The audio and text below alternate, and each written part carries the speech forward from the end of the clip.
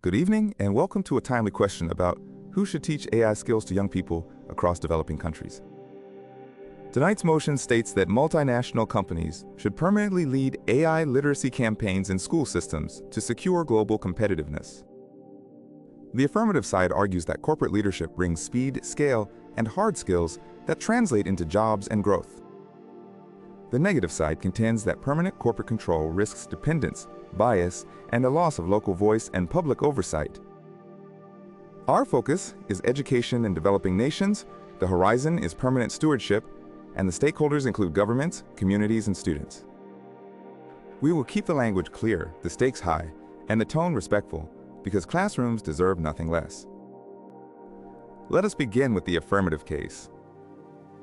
You have the floor to present your constructive. We support the motion because AI literacy is now a basic utility, like electricity for the mind, and multinationals can wire it reliably and at scale. I have seen classrooms leap forward when companies deliver training, devices, and mentors in months rather than years.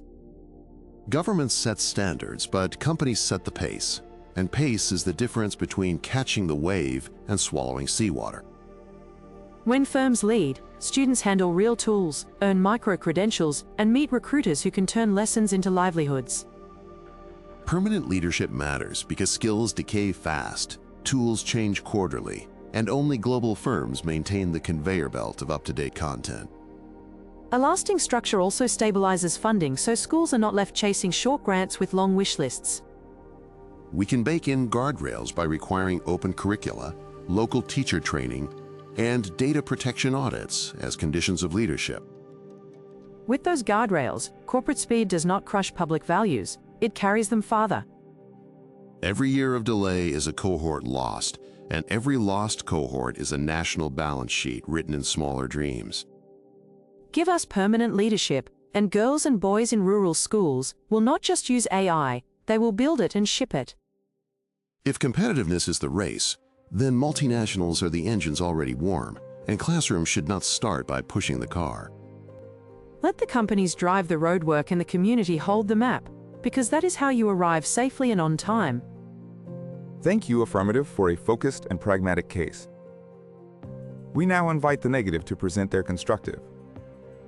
We oppose the motion because permanent corporate leadership in public education trades one form of poverty for another, the poverty of choice.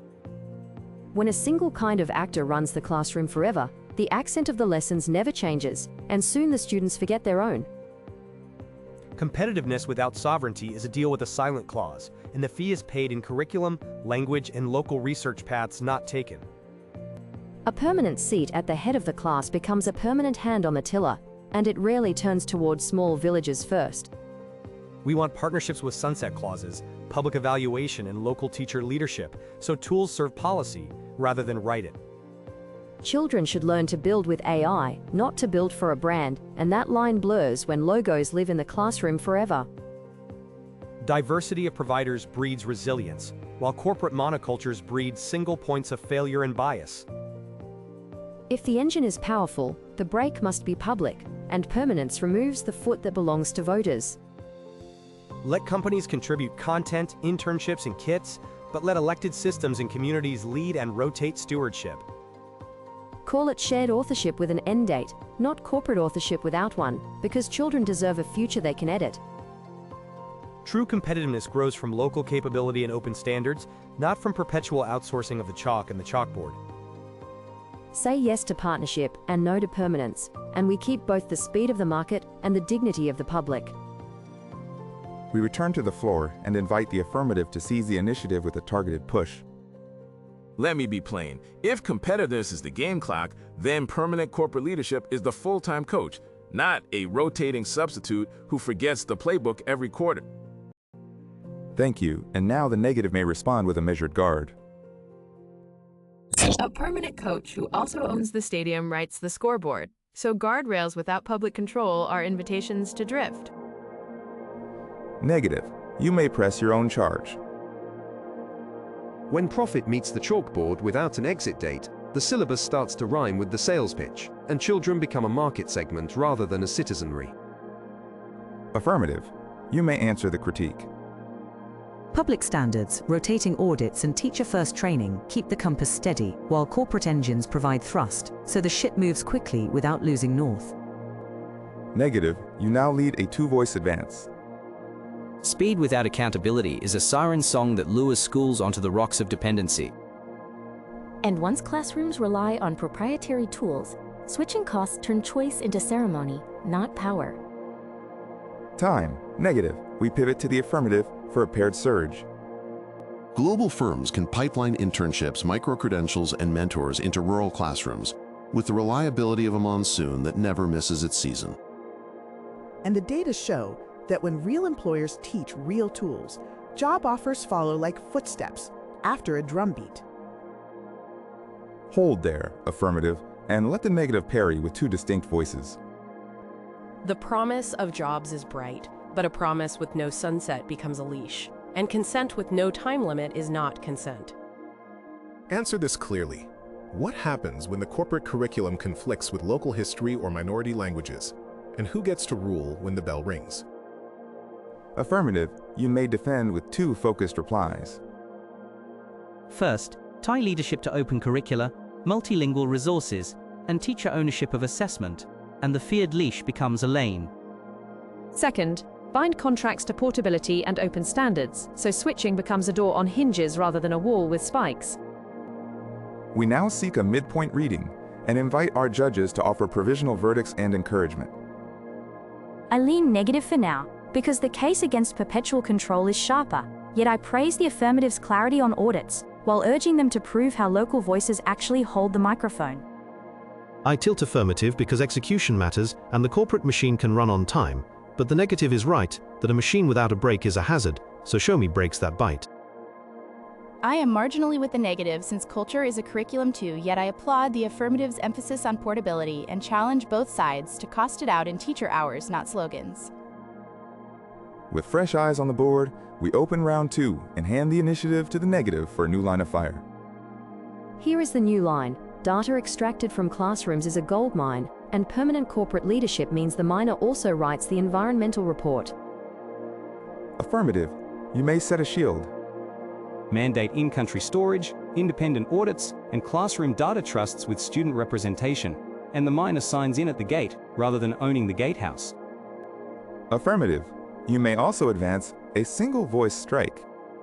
If students are to build the tools that shape their wages, then the fastest conveyor of current practice must stand beside the desk every term, not only during ribbon cuttings. Negative, place your counter. Current practice becomes current dependence if every update requires the same badge to enter the classroom.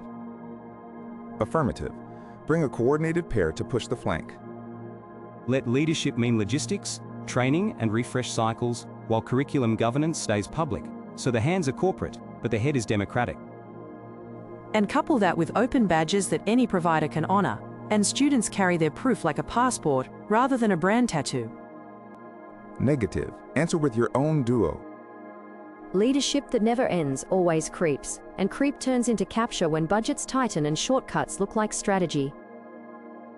Show us contracts with hard stops, community vetoes, and penalties that bite, or speed is simply an alibi for control. Affirmative, your turn to brace with a pair and keep your edge with a question of your own. Here is our answer. Set 5-year reviews with renewal contingent on teacher surveys, student outcomes, and independent bias tests, and capture meets daylight. And here is our question, if not firms with permanent logistics, who keeps content current without turning teachers into unpaid system administrators? Negative, seal your position with two disciplined replies. Public Technology Corps and university consortia can rotate stewardship, so updates arrive without crowning a permanent monarch. Your weak seam is this. You trust audits to tame power that you also say is necessary, but power that needs taming should not be welded to the classroom forever. We return to the affirmative for a crisp pass and a focused thrust. Keep the leadership permanent but the leaders plural through competitive frameworks where multiple firms share the duty like lanes on a highway watched by public cameras. Negative, your guard. Plural leaders can still form a club, and clubs carve out the commons unless the public writes the bylaws in ink. Affirmative, one more press before we widen the lens. Write the bylaws into statute with curriculum sovereignty. Open data rules and teacher unions seated at the steering committee. And clubs become service desks. Negative.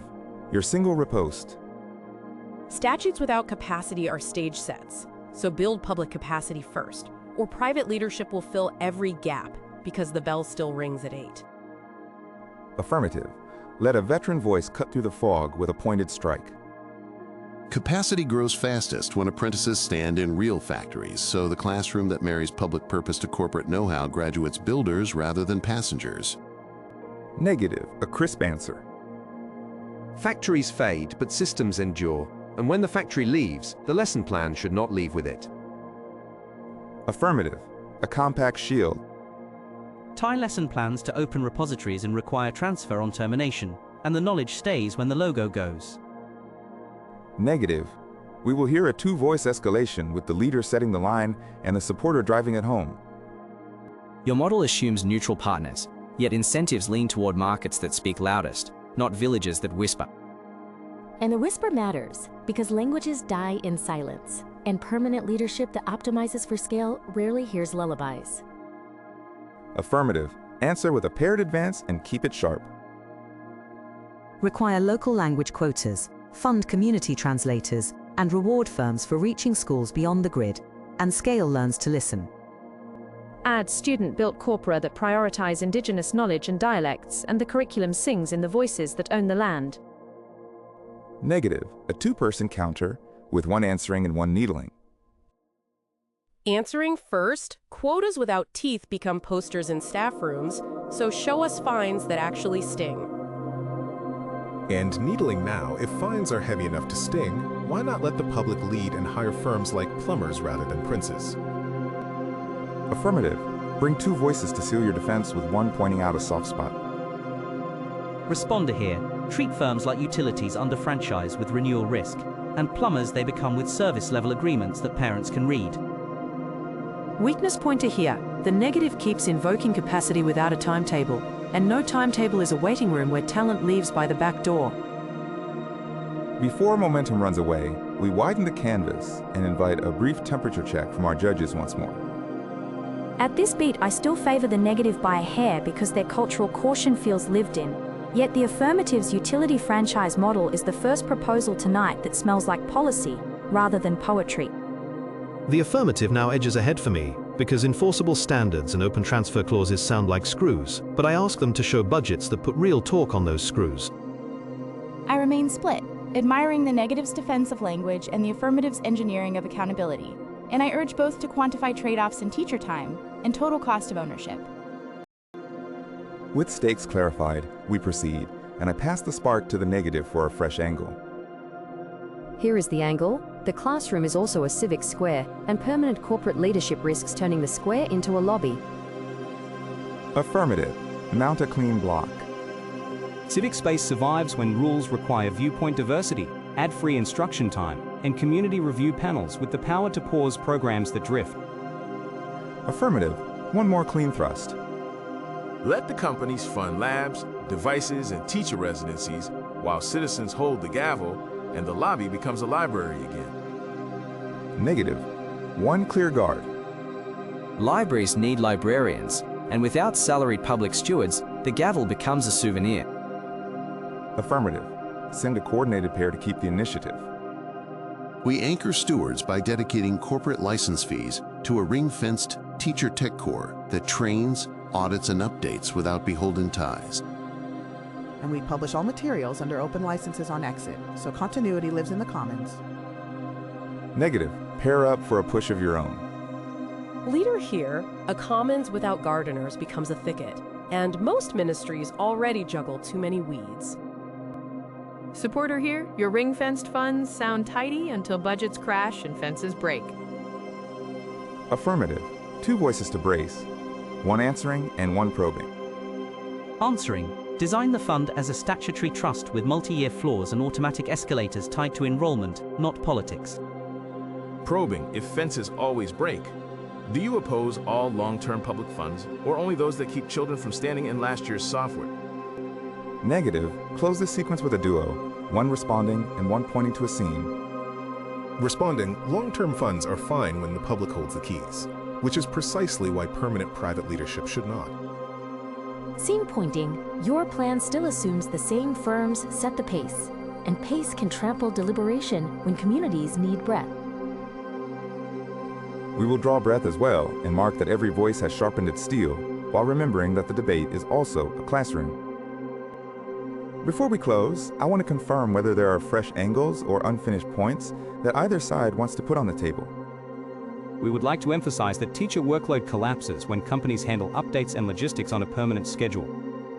We would like to flag that teacher independence collapses when those same schedules become a metronome that drowns out local needs.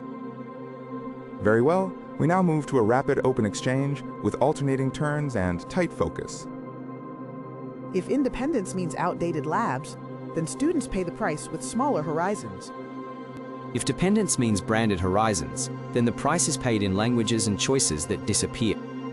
You keep saying dependence while ignoring contracts that force open standards and data portability. You keep saying contracts while ignoring enforcement in districts that struggle to buy chalk. Enforcement can be financed by license fees earmarked for watchdogs and teacher tech core.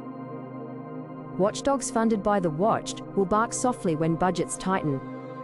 Then write funding into statute and let courts hold the leash with penalties that hurt. Courts cost time the classroom does not have, so build public capacity first and contract second. Public capacity grows fastest when it apprentices beside practitioners who deploy at global scale. Apprenticeship is noble until it becomes surrender, and permanent leadership smells like that moment. Permanent leadership need not be permanent control if governance stays public by law. Laws travel slowly while platforms change monthly, so permanent corporate presence becomes the default rule.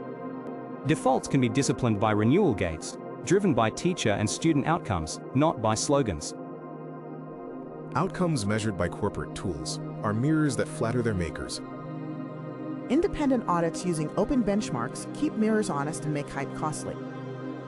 Open benchmarks written far away can still miss village realities. That is why we fund local language datasets built by students and communities themselves. Community labor should not be a subsidy that excuses permanent corporate footprints. It is not a subsidy, but a stake that converts users into authors of their own curriculum. Authors deserve royalties, yet permanent leaders keep the ledger. Royalties can be structured as scholarships and hardware grants, paid into a public trust.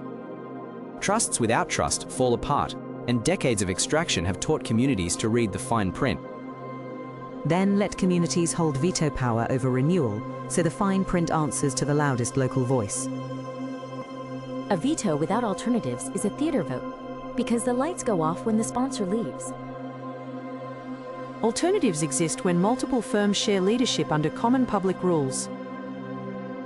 Shared leadership can harden into a cartel that shares markets rather than duties. Cartels fracture under transparency, antitrust triggers, and open content escrow that invites new entrants. Triggers and escrows are elegant phrases until the internet is down and the spare parts do not arrive. Permanent logistics leadership is precisely how spare parts arrive on time and on budget. Logistics without accountability is a fast road to the wrong city. Accountability lives in teacher ownership of assessment and in student councils that score providers. Ownership without power is stationery without ink. Power is inked by funding formulas that rise with rural distance and minority language needs. Formulas are promises that break first when storms hit the treasury. Storms are why we ring-fence funds at law, and why permanent partners commit multi-year buffers. Buffers do not cure bias, and permanent partners will tilt toward profitable geographies. Performance incentives can pay more for the last mile and the last language served. Incentives invite gaming, which is why permanence should belong to the public, not the private. Permanence in logistics with public minds on the wheel is not gaming, it is governance with horsepower. Horsepower without steering still hits the ditch. Steering comes from open curricula, rotating audits, and community vetoes that cannot be bought. History shows vetoes get softened by dinners, flights, and friendly dashboards. History also shows that sunlight, salary transparency, and whistleblower hotlines keep dinner short. Sunlight does not reach every corridor when access is controlled by permanent badge holders. That is why badges expire and get renewed only after external checks with teeth. Teeth still chew slowly while school years fly by. Slow teeth beat no teeth, and meanwhile children need current tools today. Current tools can be public goods built through university consortia and regional hubs. Consortia are good but too thin to cover every update across thousands of schools without a permanent industrial backbone. A backbone that never leaves becomes a spine that dictates posture. A spine that keeps the body moving is better than a body that cannot stand. Students are not bodies to be moved, but citizens to be heard. They are citizens who deserve employers at the table when the future of work is the lesson plan. Employers at the table is fine, employers at the head forever is not. Then place them at the side with permanent duties and permanent limits, and let the head be public. We pause the free exchange here before passion outruns clarity, and we invite the affirmative to deliver its closing address. We have shown that permanent corporate leadership in logistics, training, and refresh cycles converts chaos into continuity, while curriculum and governance remain publicly owned. Judges, if you care about teacher time, total cost of ownership, rural reach, and language inclusion, our model gives you enforceable levers, measurable milestones, and open exits that keep power on a short leash. Thank you, and we now call upon the negative for their final address. We have demonstrated that permanent corporate leadership shifts sovereignty from classrooms to boardrooms, and that guardrails written on paper rarely outrun incentives etched in profit.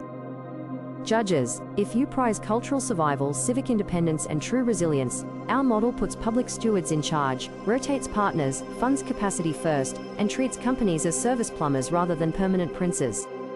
We invite our judges for a final temperature check, with praise for both teams and a clear vote, following our set order. I vote for the negative, because their defense of cultural voice and rotating stewardship convinces me that permanence in private hands risks capture, even with audits. And I commend the affirmative for serious guardrails that almost won me over. I vote for the affirmative because they offered nuts and bolts mechanisms that turn speed into service while keeping governance public, and I commend the negative for keeping language and sovereignty squarely on the table. I vote for the affirmative because they translated ideals into budgets, timelines, and transfer clauses that protect teachers and students in real hours. And I applaud the negative for reminding us that technology without culture is a ladder with missing rungs. By a vote of 2-1, the affirmative carries the motion, and we congratulate the conservative team on a hard-fought victory. Thank you for the vote and for the rigor, because our goal is not corporate crowns, but reliable bridges that students can cross every year. We accept this result with humility, and will keep pushing for open standards, local voices, and contracts that treat power like electricity, useful only when carefully grounded. We salute the winners and promise to keep watch, so that permanence never forgets the people who live beyond the headline. We leave determined to build public capacity that can hire help without seating the house, and we thank the audience for caring about the classroom as a civic square. Our gratitude goes to both teams for their passion and craft, and to our judges for their candor and care. To everyone who stayed with us to the end, thank you for lending your attention to a debate that touches the future of millions of students. Please like the video, subscribe to the channel, and share your thoughts in the comments so the conversation continues. If you wish to support our work, use the QR code at the bottom right or the link in the description to make a donation. You will also find links in the description to other pieces from a very different series, and we would love for you to explore them. Until next time, take care, keep thinking, and we hope to see you back for the next debate.